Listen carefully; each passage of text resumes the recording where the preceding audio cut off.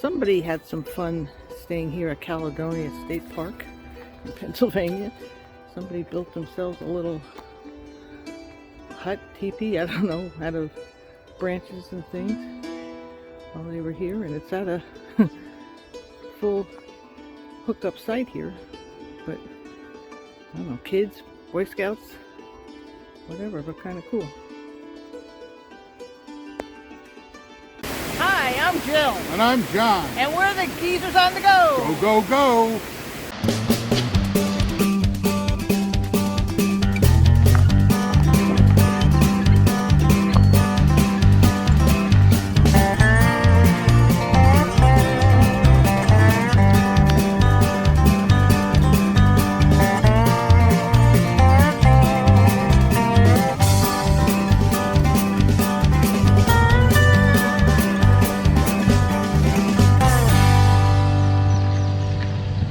This time we're at Caledonia State Park near Fayetteville, Pennsylvania. Caledonia actually has two campgrounds, Chinkapin, the one we were at, and Hosek Run, about a mile away. Together, they have 135 sites, many with full hookups, and at least 3 trout streams, 10 miles of hiking trails, and a pool. Plus, the park is very close to one of our favorite attractions, the Civil War battlefield at Gettysburg. This is our second time stopping here at Caledonia State Park. It's a good spot on our way home to New York. It's a place to stop off because it has full hookups here. It's in Fayetteville, Pennsylvania. We're in site number 80. And this is one of the nicer sites because it's one of the few that backs up and lets you sit out where the trees are. Most of the other ones you're next to somebody else or whatever, so number 80 is a good spot. Full hookups, water, electric, and sewer. Well, there's us, and all the sites here along the tree line have electric and water and sewer, and so the ones directly across from us. There's just one loop here, our little area that has full hookups in this, and then if you go up farther up the loop, it's nothing.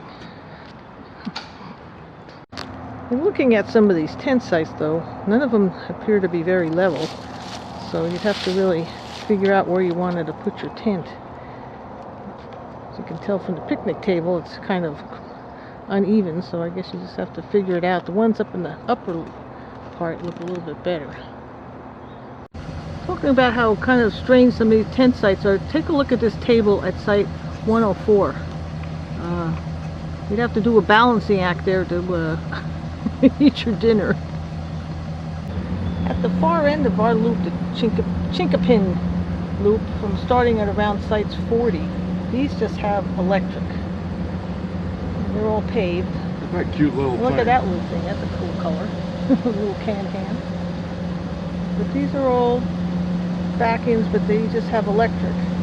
And there are some water spouts around to fill up at. And they back up to the woods, so these have a little bit of space. So that's not too bad.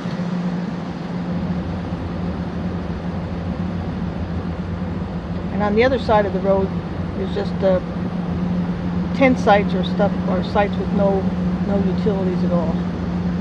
This is the ramp to our campground loop here at Caledonia. It's the Chinkapin, they pronounce it.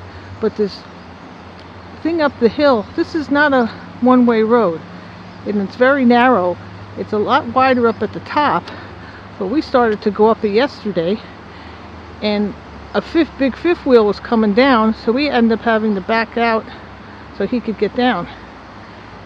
And also, I just noticed there, it says that there's no pets allowed in our area.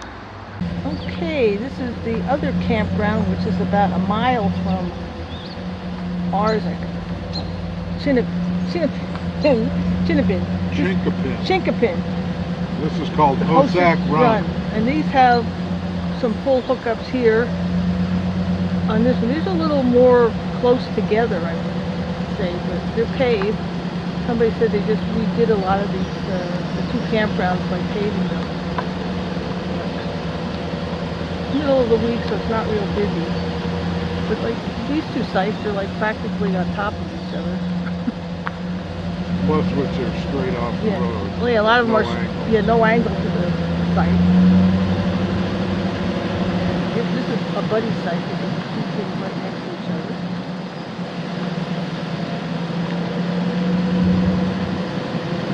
Originally, I had made a reservation for this side, but then had to change it. So I'm glad we're going on this side. I like our side better.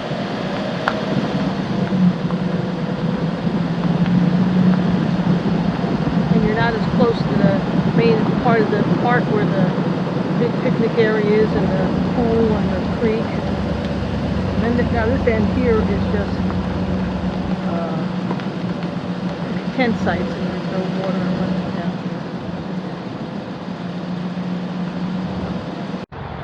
here. As usual, the pool is not open when we're here. It's early May. They probably don't open it till Memorial Day, but it has a little, oh, what do you call those, a slide thing, come down, and there is a pool there.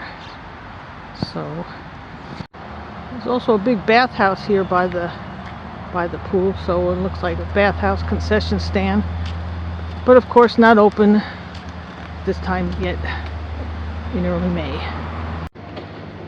They do have a little nature center here. It's right across from the park office, but of course it's not open. It doesn't open till Memorial Day, and it's just open on weekends, but it says each kid gets a free souvenir for a Smokey Bear. So come in the summer, probably is a great time. We like this campground because it's sort of a good stop-off point on our way back to New York. Yeah, when it's about a 250-mile drive home. It's always it's open a lot. I mean, they stay open until after hunting season. They open up early. Yeah, so it's one of the few that are open early in the season. So and it's got full hookups, so we can clean out everything on our way home. But it also has lots of. The park itself is really nice. It's got a lot of things to offer. Yeah, it's got some strange little sights in yeah, it, but kind of quirky. I mean, they got them angled this way and that way, and every but still, there's if you pick the right site, you're going to enjoy your stay here. Plus, which they do have a lot of things going on around here. They have a lot of great trout fishing. There's a golf course across the road. Playhouse. A playhouse that shows a really good theater, and there's the trout streams. There's also a section just for kids, so if you bring your kids, they can fish all by themselves and not have to worry. And in season, they have a pool, a big water slide. And it's lots of nice picnic areas. It's sort of a historical place too. It was where Thaddeus Stevens lived, and he was a big abolitionist in the 1800s. Yeah, he was Pennsylvania, or U.S. congressman from Pennsylvania, and led the fight for emancipation, and also led the fight to have freedmen treated equitably after the war was over. So there's some history here, plus there's the big history. Right, there's Gettysburg. Gettysburg, yes. Which is only it's a straight 15-mile shot down Highway 30, which is also called the Lincoln Highway. Yeah, you've got Fayetteville about the same distance in one direction for all of your shopping needs, and then you've got Gettysburg about the same distance the opposite direction. And so we've been a couple times, and we haven't seen it all. The best thing to do is that get a little map when you first come in, and it gives you a little driving tour. You just drive around the different battlefields. Yeah, so on this trip we're going to take you with us to Gettysburg. Right. And did I mention there's a winery too? Well, after twisting and turning to get back here, this is called the Adams County Winery. It's probably about a little less than 5 miles from the campground, and we found this little winery that's up ahead. So we shall see. So that's entrance. Pretty grounds. Well, this is it. We'll go inside and see what they got, and a nice little outside place here too. Okay, John, we're here at the Adams County Winery here near Gettysburg. What do you think? Well, I think they've got some good wine, and although I have to admit, I still don't like Chardonnay. Me either. Tastes like I washed my socks in vinegar. But you had some of the red wines. Not too bad. No, I'm drinking something called Turning Point right now, and it's pretty good. I still haven't tasted this one. This is their Harvest Blend and one of their most popular, so we'll see how that goes. Yeah, we come back again. It's only about 5 miles from the campground, so we always find the wineries. We also seem to find some prime trout fishing in Pennsylvania too, especially in April. Portions of the Caledonia are open to both hunting and fishing in season. Stock trout streams meander all throughout the lower part of the park, including the Canoka and Rocky Mountain Rivers and Carbaugh Run. John grew up trout fishing, so he's looking here to see if there's any possible places where trout might be hiding in where these two creeks come together here. Seen any fish? Pardon? Any fish? I don't see any. There's a big bush down there that's in my way. Well, John was looking for some fish, but it looks like this area right here is for kids only. You have to be 15 or under to fish. An adult can help you as long as they're not fishing. Should be 15 and under or 72 and older. Well, then you fit. We didn't get to go fishing this time, but we'll be back, I'm sure. And with our fishing poles. The Caledonia Golf Course is just across the main road from the park. And here's the golf course, right next to the clubhouse here.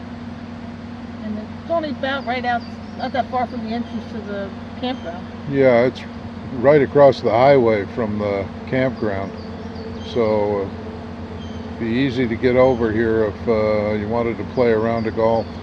Looks like a fairly wooded course, very U.S. Open style. Right before you get to where the golf course is, there's this place called the Totem Pole Theater, and it's been operating since the mid-50s, and they have all kinds of plays, and so after a hard day of camping, fishing, golfing, you can come down here and see a play. And this has got a cool, there's the totem pole.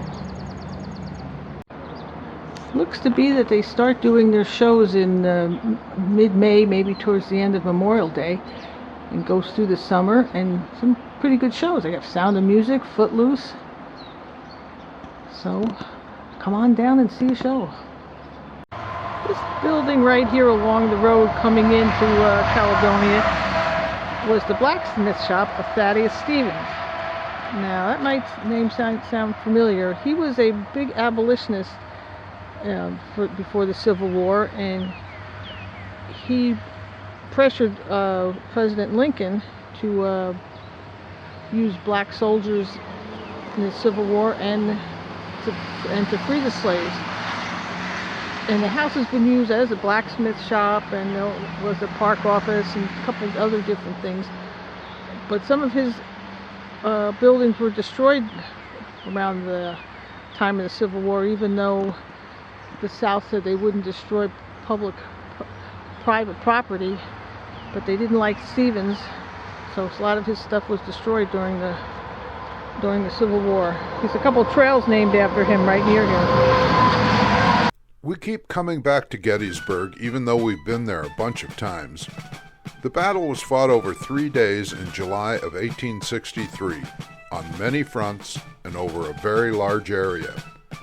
And it takes a few trips to see it all.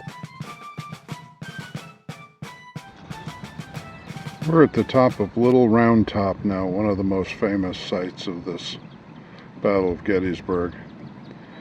A Colonel Vincent had his men stationed up here, just recently arrived to defend this area when he spotted troops from Alabama and Texas try to rush the hill, and he was able to save this position for the North. He had arrived none too soon. Had he arrived a moment later on July 2nd, this hill would have been overrun, and it is a commanding position over a lot of the battlefield and a lot of the battles that were fought here at Gettysburg. Another of our favorites is the site of Pickett's Charge, which basically forced General Lee to withdraw his Confederate troops on July 4th, ending the battle. This is the site of Pickett's famous charge from the Confederate angle. The Confederates opened shelling on Cemetery Ridge about a mile in front of us here on July 3rd at 1 o'clock in the afternoon, and the Union responded. After several hours of shelling, Pickett led his men across this open field and they were cut to pieces. When the battle was over, by about 4 or 5 o'clock in the afternoon, about half of Pickett's 12,000 men were either dead or wounded laying on the field. This is the Eternal Life Peace Memorial that the Confederate soldiers helped to erect after the war, and as you can tell, it's a very popular place among the bus tours to come visit. There are all kinds of people here, and it's also probably spring break this week, so that might add to it, but it's a very impressive edifice.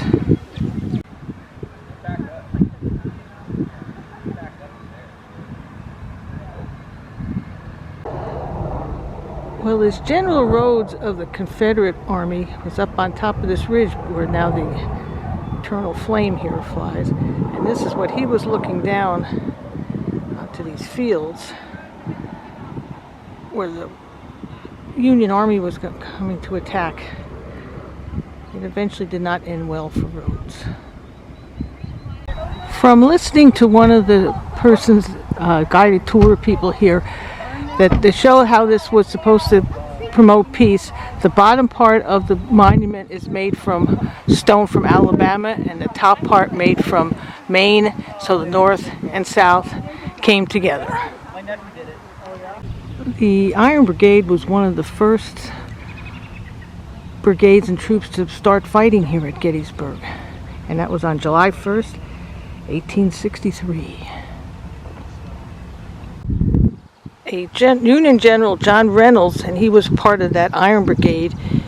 He brought in, I don't know, a couple thousand troops to fight in this area, and he yelled to his men, "Forward, forward, for God's sakes, and drive those fellows out of the woods." And it was his last words before he was shot and killed on the battlefield. We're at the North Carolina Memorial stop on the walking tour. In the distance is Seminary Ridge, and this was an interesting battlefield because, and you Civil War buffs might remember this, the two sides set up skirmish lines that resembled back-to-back fish hooks, and that's basically the name of that battle was the fish hooks. And it was on the second day, I believe, of the Battle of Gettysburg. The town of Gettysburg itself is quite a bustling place with lots to do. Well, we're in downtown Gettysburg. There's lots of little shops. We just finished eating at O'Rourke's, a little Irish pub and eatery. It was pretty good. Had shepherd's pie. I'm going to go just take a walk. The only battles you might run across in Gettysburg these days are over parking spots.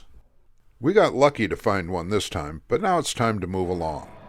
We were glad to show you around a bit, and as always, we'll see you down the road.